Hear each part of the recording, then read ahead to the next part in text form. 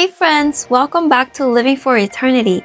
Today, we're diving into one of the most incredible encounters in the Bible, Moses' first meeting with God at the burning bush.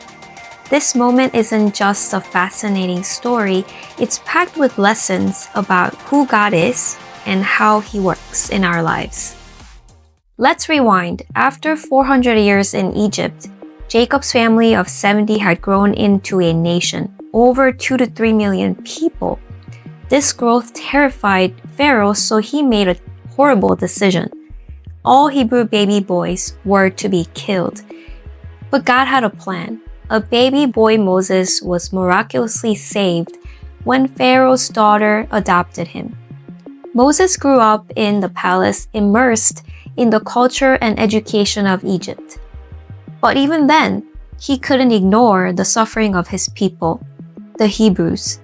One day, Moses saw an Egyptian mistreating a Hebrew and acted in anger. He killed the Egyptian. Fearing Pharaoh's wrath, Moses fled into the wilderness where he became a shepherd. And this is where his life takes a dramatic turn. While working as a shepherd in the desert, Moses saw something extraordinary. A bush engulfed in flames but not burning up. When Moses approached, God called out to him, "Moses, Moses." And what God said next was powerful. "Take off your sandals, for the place where you are standing is holy ground." This moment reminds us of God's holiness and the reverence we should have in His presence. Moses was about to be called to an incredible mission, to lead the Israelites out of the slavery into the land God promised Abraham generations ago. Did you notice that God appeared to Moses as fire? This isn't the only time He's done this. He appeared as a blazing torch in the blood covenant with Abraham, as a pillar of fire to guide the Israelites, and tongues of fire in the New Testament at Pentecost. But why fire? What does fire tell us about God? Let's break it down. God is light. Jesus said, "I am the light of the world." Fire illuminates, and so does God, guiding us out of darkness. God warms us. Just as fire brings comfort and warmth, God's presence is our refuge and peace. God purifies us. Fire refines precious metals by removing impurities.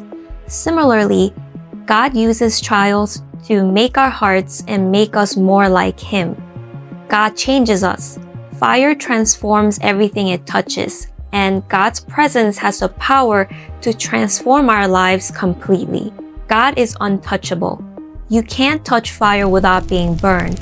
God's holiness is perfect and sinless, and no flawed human can stand in His presence without being clothed in Jesus' righteousness. That's why we need faith in Jesus. After God gave Moses his mission, Moses asked the big question, "Who are you?" And God answered, "I am who I am." This answer is profound.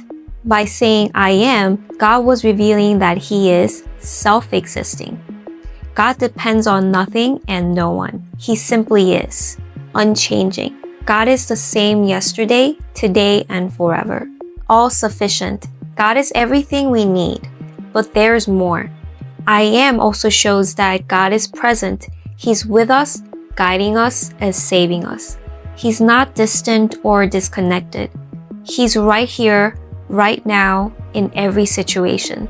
And here's something beautiful to remember. Even though it took 400 years, God never ignored the cries of His people. He heard them and delivered them in His perfect timing. So if you're waiting on God right now, take heart. He hears you. He's working, even when you can't see it. And when the time is right, He will move. Wow, there's so much meaning in just this one encounter, right?